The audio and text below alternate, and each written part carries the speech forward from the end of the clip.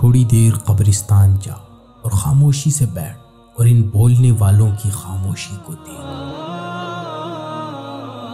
دعاؤں کا رنگ نہیں ہوتا، مگر جب رنگ لاتی ہیں تو زندگی میں رنگ بھر جاتے ہیں۔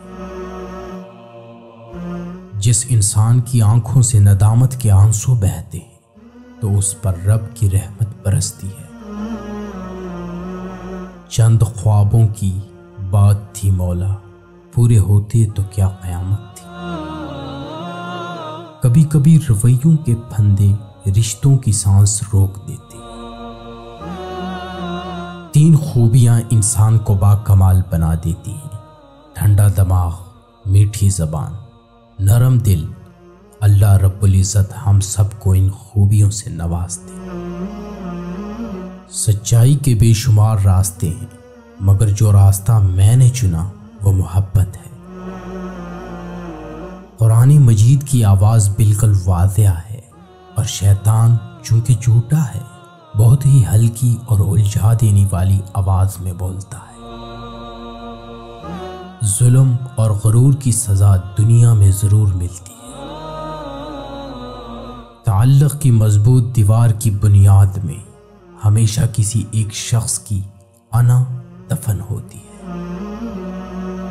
اگر کسی اچھے انسان سے غلطی ہو جائے تو درگزر کرنا چاہیے، کیونکہ موتی اگر مٹی میں بھی گر جائے تو قیمتی رہتا ہے۔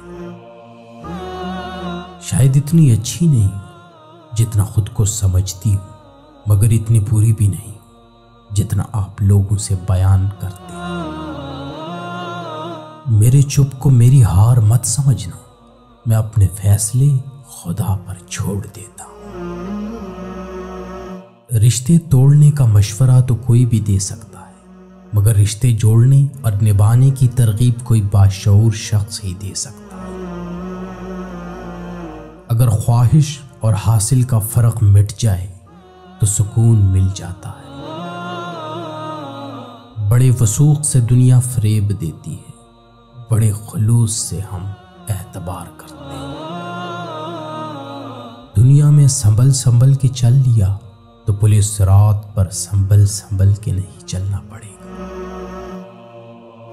لوگوں کو اس بات سے غرض نہیں ہوتی کہ آپ خوش ہوتے ہیں یا نہیں، انہیں فرق اس بات سے پڑتا ہے کہ آپ انہیں خوش رکھتے ہیں یا نہیں۔